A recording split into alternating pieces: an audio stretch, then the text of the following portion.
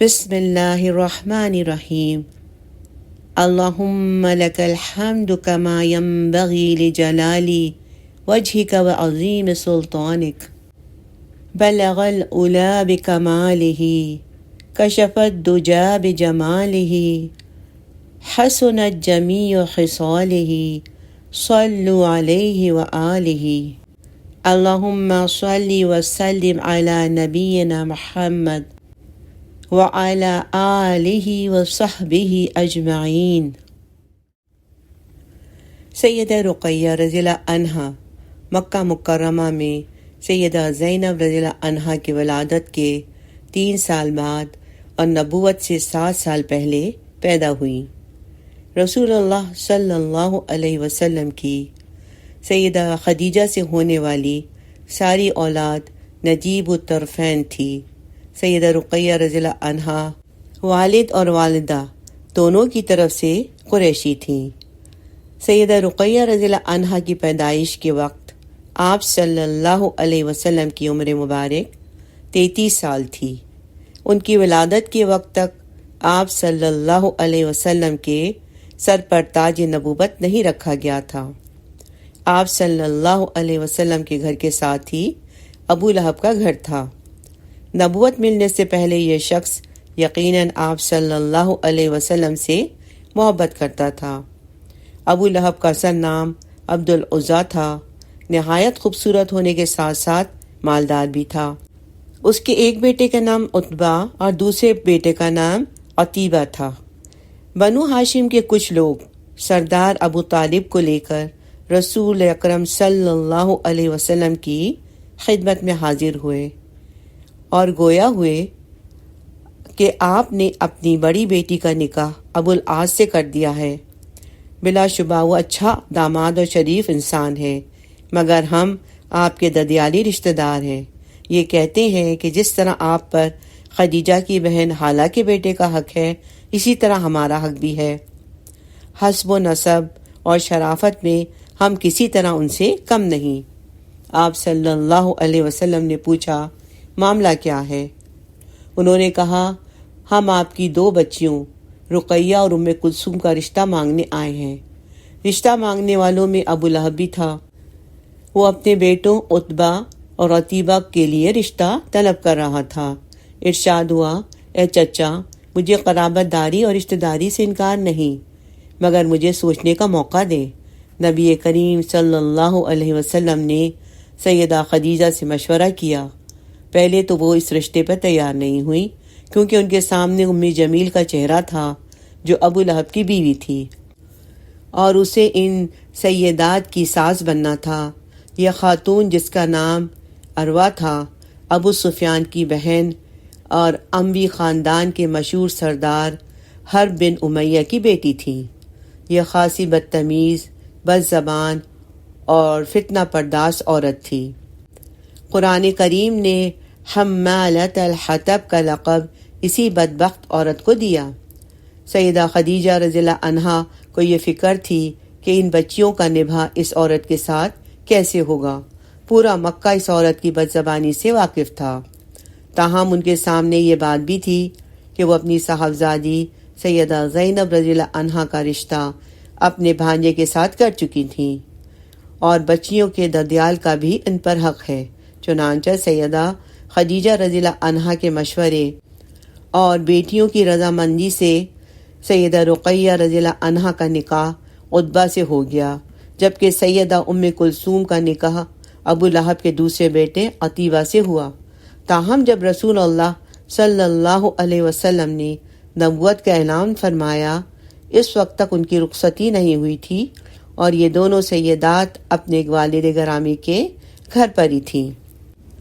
جب اللہ کے رسول صلی اللہ علیہ وسلم کی عمر مبارک 40 سال کی ہوئی تو آپ صلی اللہ علیہ وسلم کو نبوت سے سرفراز کیا گیا۔ سب سے پہلے اسلام قبول کرنے والوں میں آپ صلی اللہ علیہ وسلم کی اہلیہ محترمہ سیدہ خدیجہ رضی اللہ عنہا اور آپ صلی اللہ علیہ وسلم کی 4 صاحبزادیاں سیدہ زینب، سیدہ رقیہ، سیدہ ام کلثوم اور سیدہ فاطمہ رضی اللہ عنہن شامل تھیں۔ سیرت نگاروں نے وضاحت سے لکھا ہے کہ جس روز سیدہ خدیجہ رضی اللہ عنہا نے اسلام قبول کیا، ان کی چاروں بیٹیوں نے بھی اسی روز اسلام کو قبول کر لیا تھا۔ ابو لہب نے شروع دن سے آپ کی سخت مخالفت کی۔ یوں تو بنو ہاشم کے بہت سارے افراد نے اسلام قبول کرنے میں بہت تاخیر سے کام لیا، مگر خاندانی تعصب تھا یا روایات کی پاسداری کہ کافر ہونے کے باوجود انہوں نے آپ صلی اللہ علیہ وسلم کا ساتھ دیا اور آپ کا حتی الامکان دفاع کیا۔ یہ لوگ شعب ابی طالب میں بھی آپ صلی اللہ علیہ وسلم کے ساتھ محصور رہے، مگر ابو لہب کا معاملہ سب سے انوکھا تھا۔ اس کا بس نہ چلتا تھا کہ وہ آپ صلی اللہ علیہ وسلم کو زیادہ سے زیادہ کیسے تکلیف پہنچائے۔ یہ بد زبانی کرتا رہتا، مگر اللہ کے رسول صلی اللہ علیہ وسلم ہمیشہ خاموشی رہتے۔ ہونا تو یہ چاہیے تھا کہ یہ شخص اس وقت کے مروجہ اصولوں کے مطابق اپنے یتیم بھتیجے کا ساتھ دیتا، کیونکہ قبائلی معاشرے میں چچا کو بھی باپ کا درجہ حاصل تھا، بالخصوص اس صورت میں جب کہ حقیقی والد فوت ہو چکے تھے۔ ایک روز اللہ کے رسول صلی اللہ علیہ وسلم کو حکم ملتا ہے کہ وَأَنذِرْ عَشِيرَتَكَ الْأَقْرَبِينَ، آپ اپنے قریبی رشتہ داروں کو عذاب الہی سے ڈرائیں۔ سورہ الشعراء آیت نمبر 214۔ آپ صلی اللہ علیہ وسلم نے بنو ہاشم کو اپنے گھر پر جمع کیا۔ اس دعوت میں 45 افراد آئے تھے، جن میں ابو لہب بھی شامل تھا۔ اس نے آپ صلی اللہ علیہ وسلم کی شدید مخالفت کی، مگر آپ صلی اللہ علیہ وسلم خاموش رہے اور مجلس میں کوئی گفتگو نہ فرمائی۔ ایک موقع پر آپ صلی اللہ علیہ وسلم نے ایک بار پھر اپنے رشتہ داروں کو جمع کیا۔ سردار ابو طالب نے آپ صلی اللہ علیہ وسلم کی حوصلہ افزائی کی، مگر ابو لہب نے بکواس کی کہ یہ ایک بری دعوت ہے۔ سردار ابو طالب نے کہا، اللہ کی قسم، جب تک جسم میں جان ہے ہم ان کی حفاظت کرتے رہیں گے۔ جب اللہ کے رسول صلی اللہ علیہ وسلم کو یقین ہو گیا کہ اور کوئی نہ صحیح مگر اللہ کے اس دین کی تبلیغ کے دوران ابو طالب ضرور ان کی حمایت کریں گے، تو ایک دن آپ صلی اللہ علیہ وسلم نے صفا پہاڑی پر چڑھ کر یا صباحا یعنی ہائے صبح کی مصیبت کی آواز لگائی اور ایک ایک قبیلے کا نام لے کر بلایا۔ جب قریش کے قبائل جمع ہو گئے تو آپ صلی اللہ علیہ وسلم نے انہیں دعوت توحید دی، اپنے منصب رسالت سے آگاہ کیا اور قیامت کے دن پر ایمان لانے کے لیے کہا۔ گروہ قریش میں ابو لہب بھی موجود تھا کہ اس نے زبان درازی کرتے ہوئے کہا، تو دن بھر غارت ہو، کیا تو نے ہمیں اس بات کے لیے جمع کیا تھا؟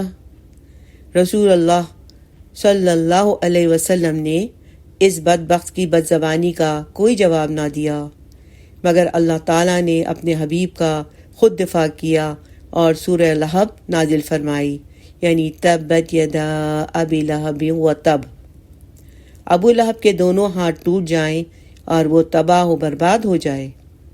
سورت کے نازل ہونے کے بعد ابو لہب اور اس کی بیوی ام جمیل کے غیظ و غضب میں مزید اضافہ ہوا اور وہ آپ صلی اللہ علیہ وسلم کو تلاش کرتی ہوئی آئی۔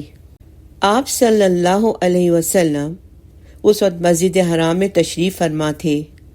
سیدنا ابو بکر صدیق رضی اللہ عنہ بھی ہمراہ تھے۔ اس کے ہاتھ میں پتھر تھے۔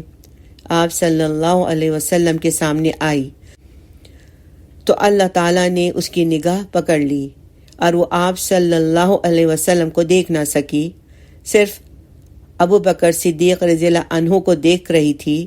اس نے چھوٹتے ہی سوال کیا، ابو بکر تمہارا ساتھی کہاں ہے؟ مجھے معلوم ہوا ہے کہ وہ میری ہجو کرتا ہے، بخدا اگر میں اسے پا گئی تو اس کے منہ پر یہ پتھر دے ماروں گی۔ دیکھو خدا کی قسم میں بھی شاعرہ ہوں۔ پھر اس نے شعر سنایا، ہم نے اس لائق مذمت شخص کی نافرمانی کی اور اس کے حکم کو تسلیم نہ کیا اور اس کے دین کو نفرت اور حقارت سے چھوڑ دیا۔ ابو لہب نے اپنے دونوں بیٹوں کو علیحدہ علیحدہ بلوایا اور ہر ایک سے کہا، اگر تم نے محمد صلی اللہ علیہ وسلم کی بیٹی کو طلاق نہ دی تو میرا اور تمہارا سر آمنے سامنے نہیں ہو سکے گا، یعنی میں کبھی تمہاری شکل نہیں دیکھوں گا۔ ایک دوسری روایت میں ہے کہ ابو لہب نے اپنے بیٹوں سے کہا، دیکھو محمد صلی اللہ علیہ وسلم نے ہمیں گالی دی ہے، ہم کسی کو منہ دکھانے کے قابل نہیں رہے، ندامت سے ہمارے سر جھک گئے ہیں۔ اس نے بڑے غصے سے اپنے بیٹے عتبہ سے کہا کہ محمد صلی اللہ علیہ وسلم کی بیٹی کو فوراً طلاق دے دو، اور اس نے اسی وقت طلاق دے دی۔ پھر اس نے کہا کہ میں رقیہ رضی اللہ عنہا کے باپ کے سامنے جا کر اس کے رب کے بارے میں ایسی بات کہوں گا کہ اس کو صدمہ پہنچے گا۔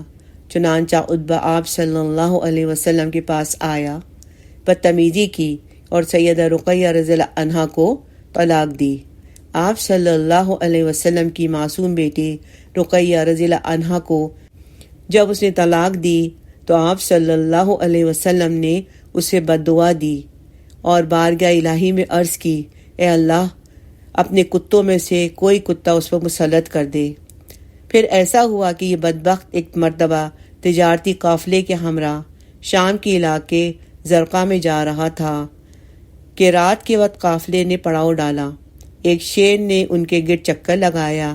عتبہ نے دیکھتے ہی کہا، ہائے میری تباہی، خدا کی قسم یہ مجھے کھا جائے گا، جیسا کہ محمد صلی اللہ علیہ وسلم نے مجھ پر بد دعا کی ہے۔